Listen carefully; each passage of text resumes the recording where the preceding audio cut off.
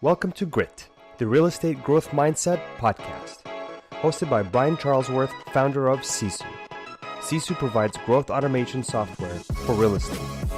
You'll hear stories from real estate thought and technology leaders, team owners, and brokers on how they grew their business in a rapidly changing industry. You'll learn how to transform your brokerage and teams into a high-performing and analytics-driven business so you have a new, durable, competitive advantage against disruption in your market. So let's get right into it. Hello, everyone, and welcome back to another episode of the Grit Podcast. I'm Brian Charlesworth. I'm the founder of Sisu and the host of the show. And when I say grit, I'm talking about people like our guest today. So I'm super excited to have Matt Smith on the show. Matt has been with us since 2018, 19, which would be right when we launched Sisu. I don't recall how big you were at the time, Matt, but I think you had maybe a handful of agents, maybe? Yeah, I think we were 8 to 10 agents, somewhere around then. Okay. Around that time. Okay. So anyway, Matt is just crushing it, has been doing some amazing things, and I've wanted to get him on the show for a long time. Matt has a team that's based in Missouri, about 27 agents today. He just told me they've gotten smaller, and so we'll talk about that and why. And every team leader knows that you go through cycles like that. So that's a good thing for you guys to hear from Matt. So we'll dive into that today. But also Matt also coaches team leaders. He's now coaches for Cheplack and also has been coached by Cheplack. And I think that being coached by Cheplack, Matt, you probably could also talk to us a little bit about health and fitness today too. A little bit, yeah. You learn a little bit being in those rooms about that for sure. Yeah. So, okay, cool. Well, welcome to the show. Anything you want to add to that? No, I'm just appreciate you having me on. I was an early adopter of Sisu. I'm kind of a unicorn when it comes to personalities. Being a leader is part of my evolution and constant growth is, I think, as a lifelong learner, becoming a better leader is always valuable. And so one of the things that I learned early on was like DISC personality tests. And so I'm a 99D, but I'm also like a 94C.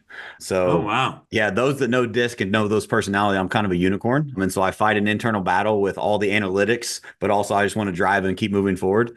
And so I saw Sisu very early on and I'm like, I need this in my business because it was just a chaos. It was just a disaster. And I was just bulldozing my way through building a business. And there's all kinds of gaps and things that were falling through. And this is a product that has helped us. Literally, we talked about it this morning in our leadership L10 on some improvements that we're going to talk about a focus of next year, where we lost $3 million in GCI from one metric that we wouldn't know it existed if it weren't for Sisu.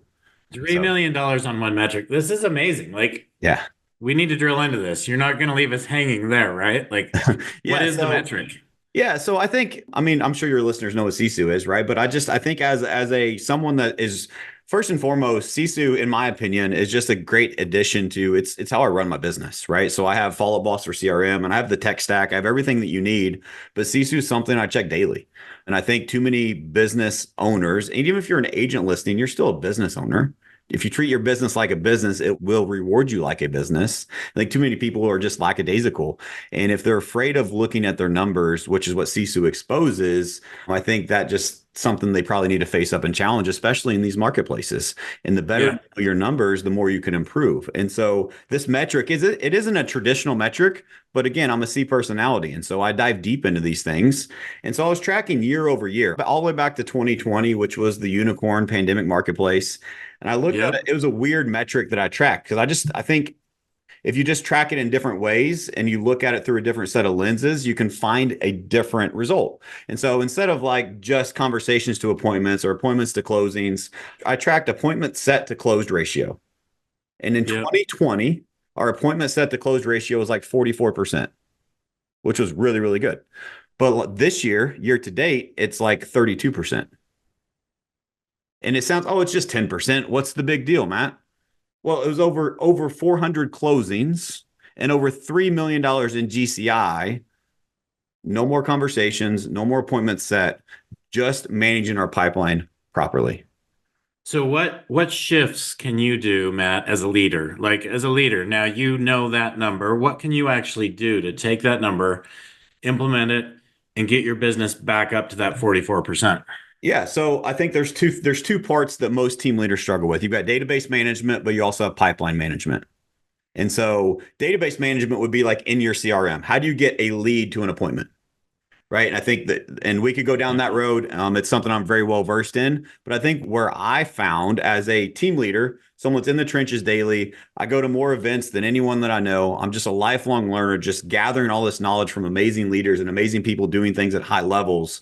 And being a coach, seeing behind the curtains of some of the top team leaders in North America, I get to see the things that are exposed in the industry. And I think a lot of times the biggest gap isn't most agents don't need more leads.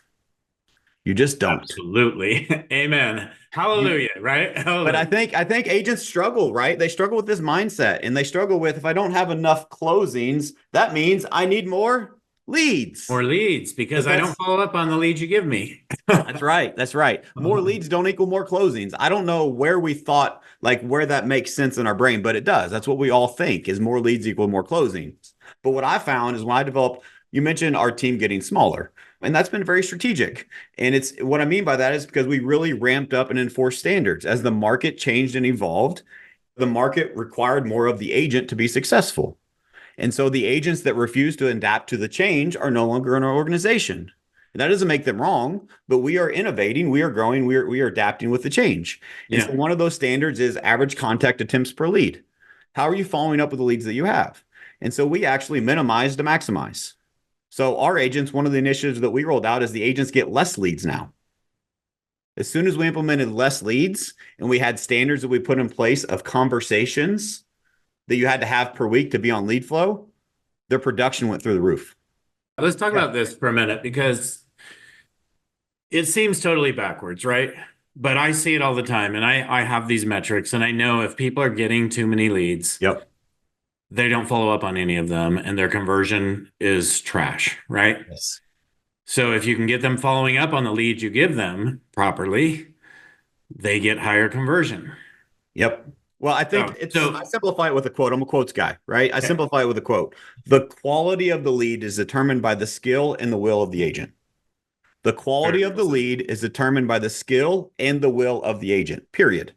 Yeah. No one will be able to convince me otherwise. I don't care if it's from Zillow, Realtor.com, PPC, Facebook. It doesn't matter. What is the skill and the will of the agent that tried to work that lead? That's what and skill is one thing, and the will, which you say so well, it's a great term. If that agent doesn't believe it's a good lead, you don't want to give them that lead, right? Yeah. So I think a lot of us too, agents struggle too. Here's another way to shift your thinking. I think a lot of agents get out scripted by the leads. Yep. I think the leads are better at telling them they're just looking than the agent is handling that quote unquote objection. That's well said as well. Love it. Love it. So I've heard, and this comes from someone on my team, Braxton, who I know you know well, but Braxton continues to tell me how high of production you have per agent. What does your average agent do a year in transactions? So I'll start with our floor. Our standard, and when I say standard, it's not, hey, it would be nice and it's unicorns and rainbows. I love my people, but I love them enough to hold them accountable. So when you say standard, what is a standard to you? Does 20, that mean they don't 20 hold closings per year? How many? 20 closings per year. Or standard. Or you're on it's judged quarterly, measured quarterly, and if you're off one quarter, and there's major life events and things that are so you're off lead flow at that point? Or no, so you get put on like a performance improvement plan, basically, right? We have the playbook of if you do these things, you will sell 20. They judge themselves 1 through 10 on those items. How well have they done last quarter? What they self-identify, what is the focus they want to improve? Because everyone wants to sell 20 or more. We get in our own way sometimes. So I just kind of help them self-discover what those things are. And then they build a plan and I hold them accountable to the plan to make adjustments and improvements. And what I look for is the adjustment in their mindset, an adjustment in their activities over the next quarter. And if they're back on track, then they're fine, right? But if we don't change our behavior, again, why did we shrink an agent count? It's because it's hard for humans to change. Yeah. The market changed around us. And so the expectation of what an agent's supposed to do has to change as well. And if they refuse to make that change, then they're just probably not going to make it in the business. Now, I know you hold standards, And you're saying, hey, you need to have this many activities every week or you're Yep. not going to be on this team. However, if someone does have that many activities, I've heard you actually guarantee them that they'll make at least 100 grand, or you Yep. will pay them the difference between what they make and 100. That's how much I believe in our proven process. Yeah. So let's talk about that. How do you have enough confidence that you are willing to put that out there? Through repetition. I've just done it long enough. And I've honestly, you're not paying me to say this, just the truth. I have the data because of Sisu that I know what it takes, period.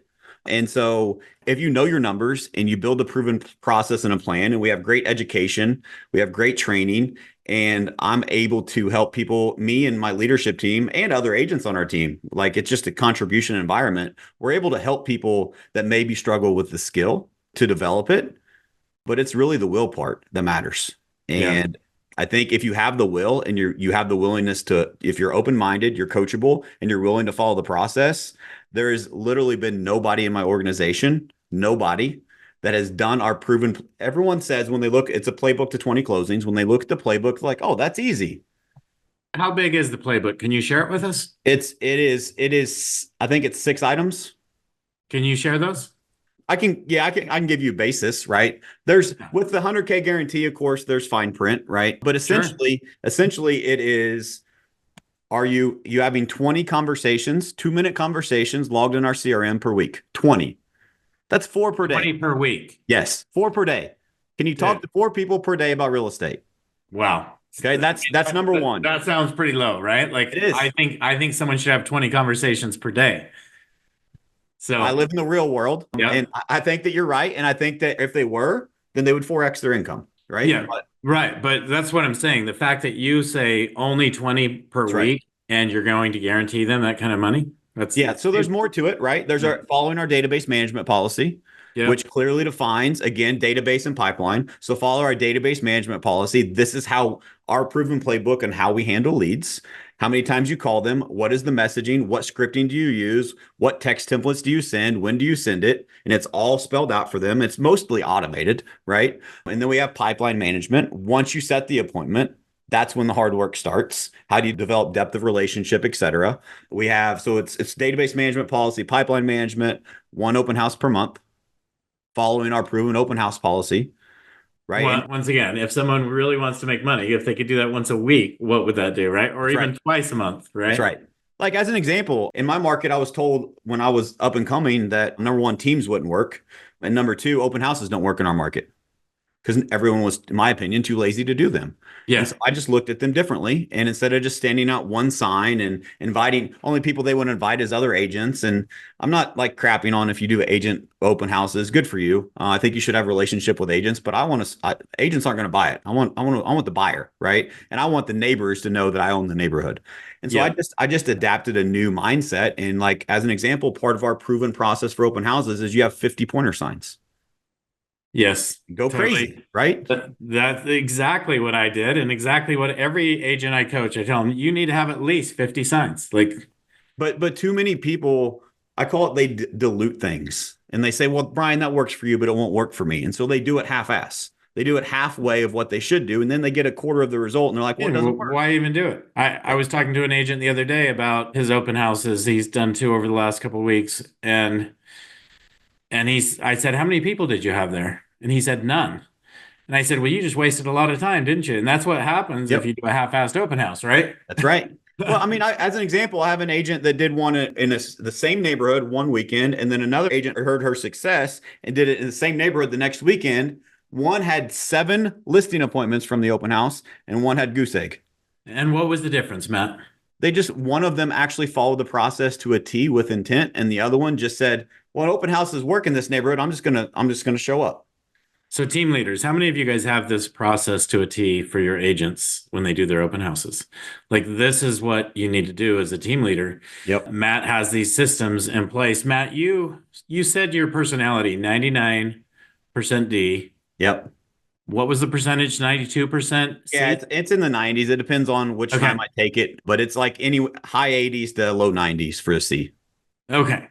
That's so strange to me, but it's awesome. I'm 99D, 99I. So like 99.9D, 99.2I. So, but what attracted you in 2016 when you were a small team? I'm sorry, 2018. What attracted you to Sisu? I was sold on at that point. I needed to operate my business as a business. I had been with different brands and different brokerages and different things. And some people that are listening to this maybe know my story, and I'm not going to get into it, but I've had some messy divorces, if you will. And I've had hundreds of thousands of dollars stolen from me from previous broker owners that I worked for. And it's just messy breakups. And I think it was just something in that clicked. 2018, I joined eXp Realty, which was also at that time, it was the new up and coming thing. And it was time for me to run my business as it was my business and not rely on a big brand or a big franchise. And I wanted to bring everything from this system and this system into my systems. And I wanted to build my systems and my teams that no matter what happened, say the EXP thing didn't work or whatever, this brand didn't work, now I had something that was my business that was tangible that I could take anywhere. Yeah. And that was what really excited me. And then as I was diving deeper, I just saw the value in, man, if you can really change one metric for one agent by 5%, it can move the needle significantly for their family. And it's those, I mean, I got this from John Cheplack. It's tiny hinges that swing big doors. Yeah. And I think most people don't track their numbers so they don't know how to run their business, and they run their business on accident versus on purpose. And I wanted to be intentional and have a plan. Yeah. Yeah. Okay. So I think something that a lot of people don't get about Sisu, a lot of people are like, oh yeah, well, if I have Sisu, I'll know my numbers. What I don't think most people understand is the reason that happens is because you have the systems in place to streamline and automate your intake forms, to manage your transactions through Sisu. I don't even know if you're using the client portal, but if you are, your clients are getting updates all along the way. It sounds like you are using the client portal. Yeah, absolutely. And because your systems are all in a single place, and Follow Up Boss, of course, Follow Up Boss and Sisu being your systems, now without doing anything, we have these events every quarter where we have people come in and see Spring's team. And everyone's like, oh, well, how long does it take her to get her system updated so that her numbers are accurate? It takes zero time because it's updated real time all the time because that is her system. And I think that's what so many people don't grasp is how important that is to have that system in place. Do you have anything you want to add to that? No, I think that I say no, but yes. Someone that may be going down a rabbit hole that I went down that I learned from is I used to say I want to make our system so simple that I could get a monkey off the street to come in and know how to do it. But I overdid it and I overcomplicated it. We had this big long manual, and every time one thing would change because it's always evolving, then we'd have to throw out the manual and we'd have to start over. And so I follow the EOS business model now. And I think that it's the 20-80 rule. What is the 20% of the process that produces 80% of the result? And that's your system. Because you're always going to have human element. You're always going to have adaptation. The market's going to change. Your personnel is going to change. There's going to be some new tech or some new automation that happens that enhances the system. And I think you can over systemize too. And a lot of people get stuck by paralysis by analysis. And so literally how I started building my systems, I would do it and I would record myself doing it. And then that's now the system. Right. Like, so you don't have to have anything. It may overwhelm some people like it does me sometimes, but as you're doing the thing that you think you need a system for, just record yourself doing it. And guess what? That's your system now. Yeah. Another thing is, I think so many times just the word systems, like if I think, okay, you need to get systems in place, that alone, I think is overwhelming for most team leaders. So what is a system, right? If you have, let's say somebody goes under contract or you take a listing and you have 28 steps that need to get completed to get that person to closing, whatever that number is, as long as that's all in something. Yep. Right. I remember it must have been about 7 years ago before Sisu was really up and going, and Spring lost a transaction coordinator. And I remember her being in tears about it. Like she was like, I'm going to have to take 90 days of my life to like get this next person up to speed. And I'm thinking, whoa. And now if she loses somebody like that, all the systems, or I say systems in quotes, the steps that need to be done are all right there. So she could actually have a VA from the Philippines do that. No problem. 100%. Right. So I just want you guys to maybe realize that systems are not something that has to be complicated. I actually had a team, and this is another EXP team. I had a team, and I'm not going to give away who the team is because I'm going to do a podcast with this team here shortly. But they had a CTO in their business that had put together overcomplicated systems, just like you're talking about, Matt. And this is somebody who's making 200 grand a year, right? And they were able to eliminate this person. And I basically said, look, we're going to simplify things, but I and my team will be your CTO, right? Yeah. We're going to eliminate every spreadsheet you have. Yep. And we're just going to have all your systems be in Follow Up Boss and Sisu. And things are better than they've ever been, right? Well, for anyone that's listening, it's so good. And I think too many times we overcomplicate everything. And I don't use spreadsheets in my business. I just don't. Do some of my staff have spreadsheets for certain things? Sure. But I just think they're outdated. And how many spreadsheets do you have really, right? If someone's running their business on spreadsheets, how many do you have? You have way too many. And when's the last time you opened one? There's one that you haven't opened in 3 years. Why do you still track things there? And so I think we over time, we just scale and all these things get complex. Well, I think you said it too, is it's important to simplify to amplify. Meaning that if you're going to grow and scale, which if someone's listening to this, my assumption is they want to grow. That's why they're listening. And if you want to grow, you have to realize the first step of growing is simplification. How do you simplify things? Because scale brings complexity by itself. So you need to simplify things so that it allows you to scale. And some may say, well, I'm missing that my personal touch as I build this system. Yep. That's part of building a business. You can't always teach someone in a system your personal touch. That's where coaching, training, leadership comes in that isn't a part of the system. And I think too many people, again, it is really, really simple. Is what is it that you do every time you intake a transaction? What is it you do every time a lead comes in? Just put it on paper. Yeah. If you struggle with writer's block, record it. So good, Matt. I would say my biggest challenge right now as the CEO of Sisu is there are so many small teams in real estate who think that once they get bigger, they're going to put a system in place. Oh, that's so funny. Instead of putting the system in place in order to get bigger. Will you talk? Or you can make the mistake that I did. Well, I'll hire someone to do that system.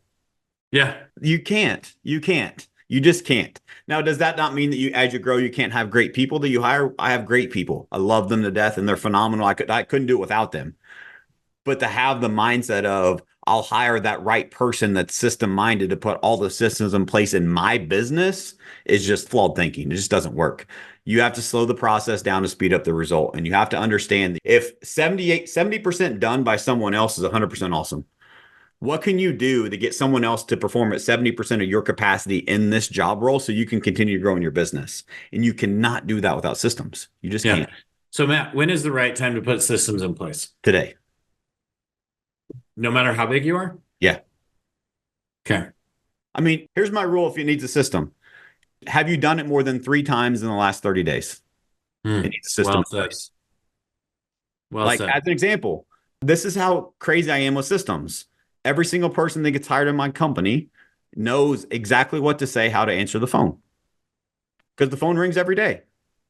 Yeah. What if, someone else, an agent's watching it? Agents don't really know how to answer the phone. If they're on duty and they're covering the front desk while the receptionist's on lunch, they need to know how to answer the phone. And so do I have a system to train them on what to say, or am I just assuming that they know how to answer a phone? Right. So for a system for everything, basically. Yes.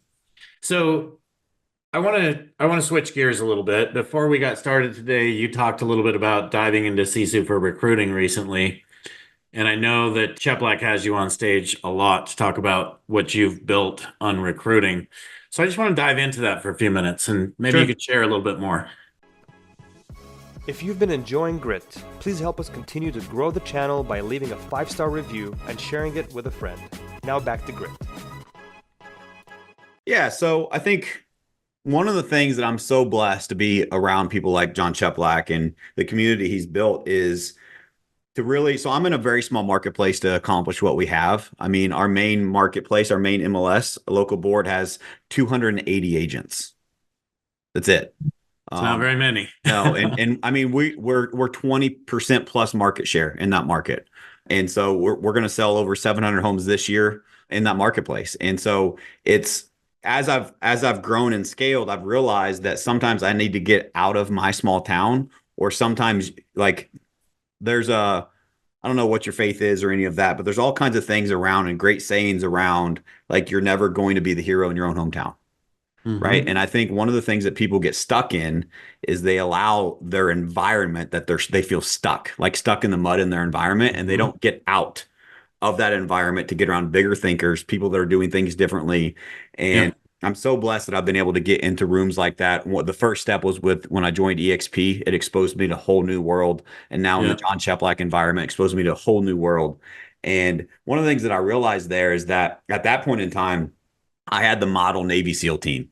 My average agent, Brian, that year that I hired John Cheplack sold over 50 homes. My average agent. And I was out of production. What John told me the very first call, he said, "You're in danger." Mm-hmm. Dude, what are you talking about? I got it figured out. I got the highest PPP of all the agents you coach. I know what I'm doing, right? Like Mm-hmm. the ego, right? Yeah. Yeah. And what I found He out, probably just smiled and yeah, nodded that's his right. head, That's right? Yeah. right. Yeah, you I learned did. the lesson the hard way. But what I realized was that made me very, very vulnerable, right? And I think a lot of people they understand it, especially if they understand Sisu and they understand KPIs, leading indicators, lagging indicators of a business, like how many conversations you have, how many appointments, how many have you assigned, all that stuff. The importance of that in your business for you to know your metrics, I think is even more parallel and more important to know for your recruiting business. Meaning, how many people, how many real estate agents, number one, don't even know their numbers to treat their business like a business? It's the majority of them. But the ones that are performing at the top of the top, I guarantee you they know their numbers. Yep. Right. And so let's talk about recruiting though. You just said something I want to slow you down on because I want to make sure that people get this. Okay. You just said that it's more important that they understand all those metrics, all that same stuff. It's more important that they understand that on their recruiting business. Yes, sir. Now, I would say probably 80% of the people out there running a real estate team don't actually have a recruiting business. So, how could that possibly be more important? So, those of you that maybe can relate to that and are thinking like I used to think, I'm not saying I'm right, you're wrong. I'm just saying my eyes have been opened. And I think that if you just have an open mind for this part, hopefully you can take something away. So think about, I was a proponent of this. I want to recruit to my culture. Culture is important. I love my team. We're a family. Like I would take a bullet for these people. And so I used to say, well, I don't want to grow too big because it'll affect the culture. And John is the one that challenged me on this. He said, awesome. I love that. And I love that you have a great culture. Now I want you to write down all the things that you wish were better. Tell me everything about your culture that you wish you could improve, you could change, you could get rid of, you could add. Make a list of all those things. And he said, so what you're telling me is your culture isn't perfect. What you want is a culture that can evolve and that can get better and that can improve. And if we improve in more activity, if we improve with more contribution, we improve with more volunteerism, we improve with more open-mindedness, whatever those things are that you want to improve that you wrote down on your list, would that make the whole better? Of course it would. Well, how do you make the culture better? You can do one of two things. And for relatability, let's talk about activity. I think a lot of team leaders struggle with agent activity. Again, the activity required in today's marketplace is different than it was 2.5, 3 years ago. And a lot of agents haven't adapted to that. Well, you can either beat your head against the wall trying to force agents to change that they don't want to. It's the hardest thing for a human to do. Or you can bring in new people that don't know any different and are willing to do the work, and they start getting success by doing the activities. And now the OGs in the office are like, wow, look at Brian. He's killing it. What's he doing differently than me? Oh, wow. Look at all these conversations he's having. I guess that really does work. I should probably pick up my game. Yeah. And now they do more because they see the hints of success that other new people bring into the environment. And I call it borrowed belief. Sometimes people don't, we're so hard-headed. We don't want to change and we don't want to admit someone else is right. And so we have to sometimes see it. Like, what is the movie? There's a famous movie, Seeing is Believing, right? And I think too many people like fall for the trap of, I'm just going to tell them to do this. And because I told them to do it, they'll do it. The reality is we don't believe what we're told, but we believe what we experience. And so how can I create the experience of the success this agent desires? The only way I know how is bringing someone else to do the activity that I'm asking them to do. And they see the results and now they want to do it for themselves. So I challenged you on that because I believe the exact same thing as you. But I see so many teams Yep. that just don't grasp that. And so I wanted them to hear that from you because, in my opinion, if you still want to be in this world in 2, 3, 4, 5 years, you're going to have to shift into this belief or you probably won't be here anymore. Yes. So 100%. so now that we have that, Matt, and we're all on the same page, now talk to us about how do we treat these metrics more importantly than we treat the metrics in our Yeah, before other before I business. finish that, I want to just for someone that's still like, I just still don't believe it. I got a story of someone that I coach that I had this conversation and very honest and open with them. And there's a math equation that everyone can do really quickly is what is your average GCI per closing? What is your average revenue per closing? Let's just say $10,000 for math's sake, right? So say it's $10,000 to the company. How much time, energy, money, resource do you spend chasing that next $10,000? Most team leaders would say somewhere close to all of it, right? That is their focus. But the reality is when you become team leader, you put the leader cap on, you are no longer in the transaction business. You're in the human development, human attraction, human resource business. You're in the people business. So your job is to be responsible for the people who are responsible for the transactions. And So that being said, before you go on from there, you're yep, in the people business. How many transactions have you personally sold in the last year? I've sold zero. There we go. You're in the people business. Now, you Yep. guys, I didn't prep this. I just knew that because I Yep. know how Matt leads his team. And that's what a leader does, right? And I've shared this over and over with people, but I believe that the biggest value that Sisu does is it helps get team leaders out of production and into working on their business instead of in their business. Absolutely. So, 100%. so anyway, continue on. All right, back to the math. So now let's think how much time, energy, money, resource do we spend hiring our next agent that we're going to bring into our organization? And that's where usually I just nobody responds. They're like, huh? I'm supposed to actually spend time on that and money? No. And so, but I think a lot of people, this will help perspective shift. So we talked about you spend all of your time chasing 10 grand, which I would never say stop chasing transactions, but I want to give you perspective shift here. So let's say that the average agent on your team sells what, 10, 12, 15 homes a year? Like let's say 10 for math's sake. Let's say that the average GCI is $10,000 and let's say your agents are on a 50-50 split. So that means you get $5,000 per transaction for that agent. That's what you have as revenue to you as a team leader. That agent sells 10 per year. That's 50,000. The average lifespan of a team agent is about 3.5 years. So that's $175,000 in revenue from one agent. And how much time do you spend chasing 10 grand versus 175,000? We have it backwards. Yeah. We have it backwards.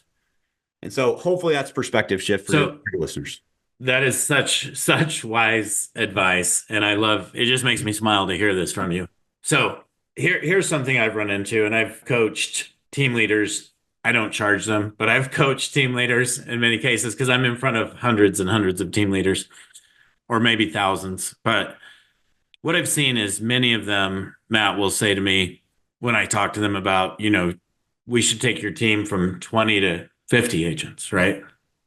And they'll say, well, I just can't onboard more than 1 or 2 agents a month, right? How do you respond to that? After I get done laughing, well, I shouldn't laugh because I've been there, right? I think it's important to note that I've been in those shoes. I was that person, right? Like I was that person that said, that's crazy. I will never recruit that many people. I don't need that many people. Look how great we're doing. And it's just, I think it's just a mindset shift that we have to experience some pain before sometimes we make a change. And one of the things that I think is really, really important is to understand, here's my philosophy on onboarding. It is easier to onboard 10 than it is to onboard one. And why? Onboarding people in groups, the community that you create, the competition that you create, the ability for someone else to be there, to be that sounding board or be that inspiration or be that borrowed belief when you're out of the room is extremely powerful. Our best successful onboarding classes have had the most people in them. Yeah. And so we Guys, have an again, onboarding day. right? You can't make this stuff up, guys. If you don't have this mindset, somehow you need to get this mindset. And I would say John Cheplak does a better job than anybody in this industry at getting people into this mindset. Yep. I can tell you guys this, but I haven't run a team personally. I've helped Spring, but I have not run a team, so you guys don't listen.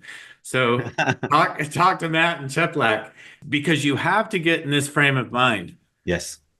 to really be where you need to be in 3 to 5 years from now. Or Well, you're going to be something you brought up earlier, Brian, like I think it's people maybe can relate to. You mentioned Spring going through, which I heard her speak at a couple events, blew me away, by the way, phenomenal. And I think you mentioned like a TC leaving and she was like panicked. Oh my God, my business stops. Yeah. How many team leaders are handcuffed right now if their top 5 agents, top 3 agents started their own team? What would you do?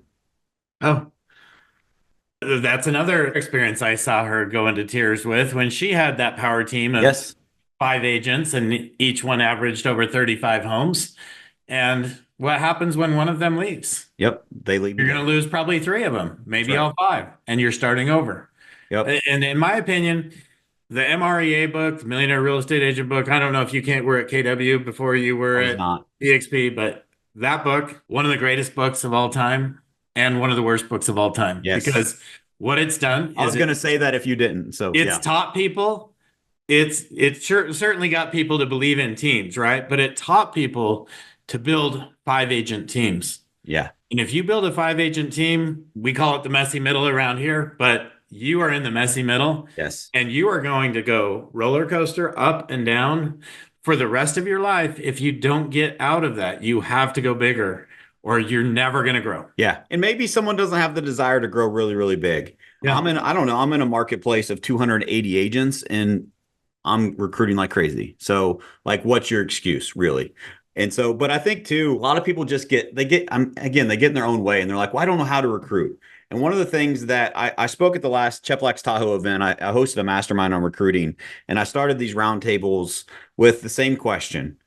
I want you guys to unpack and realize that all of us have 3 things in common with our real estate business. We have lead generation, we have lead conversion, and then we have some sort of follow-up process. All of us have elements of those in our real estate business, right? We create leads, we have a follow-up nurture process, and this is how we convert leads at a high level, right? We all have that.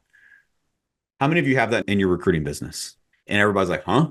What? Recruiting business?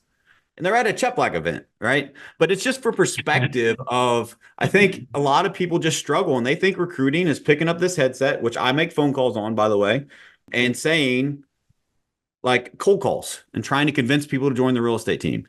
But what I try to teach people and I coach people to is there's a better way, which is why I created the product that I created with John Cheplak, is the 3 recruiting funnels.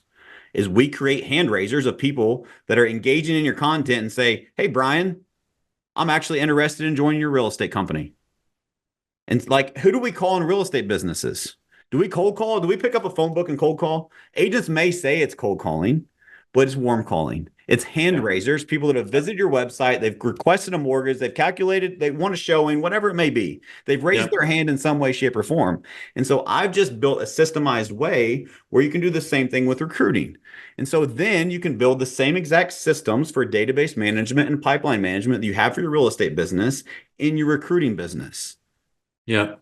And whenever you actually know your stats, you know how many appointments you need to have in order to get those 10 recruits a month or 5 recruits a month or 2 recruits a month, whatever it is, you know, right?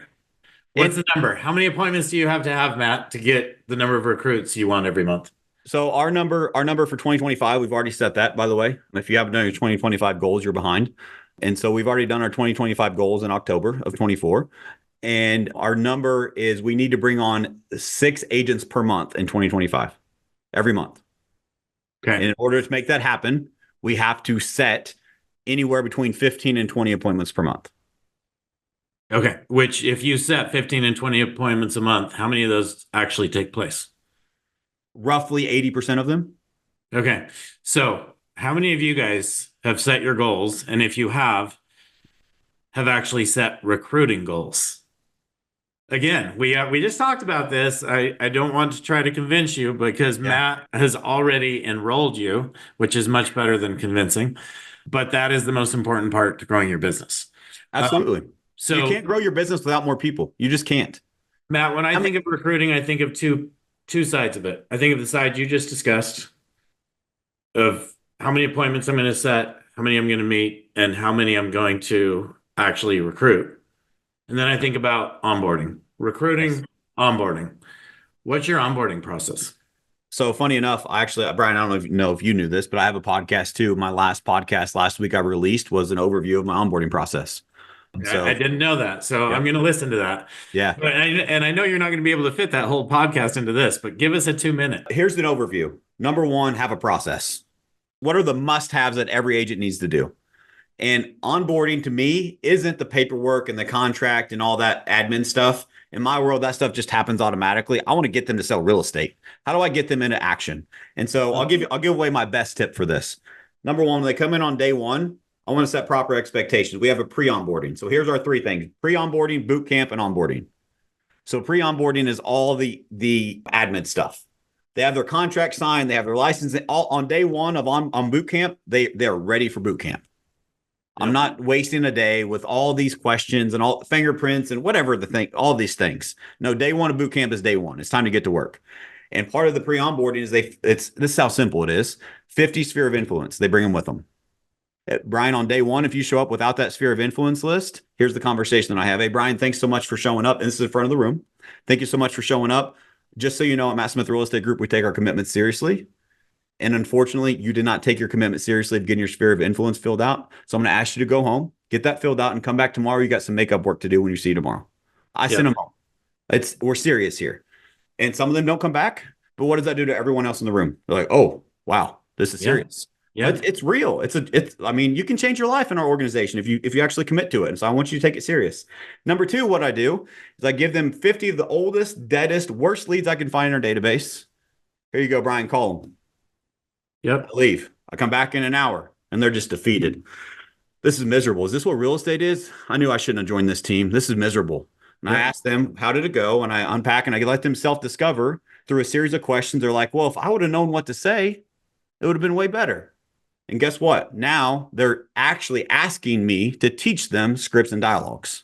Versus me forcing it down their throat because they experience some pain. Again, people don't believe what I tell them. They believe what they experience. So how do I give them the experience of so much pain? They're like, I need help. I need to know what to say. And now they want to learn the scripts and dialogues. Yeah. That's day one. I love it. You probably heard Spring talk about her Hello Week, but as I hear you walking through this, it's identical. It's just not. I ripped off some of the things from her, to be honest. Although she has them coming with 200 people, but I think she gives them until day 2 to actually get those 200 people in their list. Yeah. But anyway, Matt, this has been phenomenal. I am looking forward to seeing you this week in Miami at EXPCon. So yes, I'm going to be there, and I'd love to take you out to dinner and spend some more time with you. In the meantime, with us being out of time here, what would be like, you've given a lot of advice here, but what's like one takeaway that these guys just need to make sure moving into 2025, like what is something they absolutely must be doing right now? Well, I think a lot of people overcomplicate the business. And if I were to simplify it, real estate's a contact sport. And too many of us struggle with being able to take that next step and get momentum. And we get stuck and we're in overwhelm. And when you're in overwhelm, you panic and you freeze. And too many people are frozen right now. And so what I would encourage you to do is break down is what is that activity that I can do to win the day today? If you're an agent, if you're a team leader, it does not matter. You have to make sure that you win the day today. All of us have goals. We want to win the year. We want to win the quarter. We want to win the month. We want to win the week.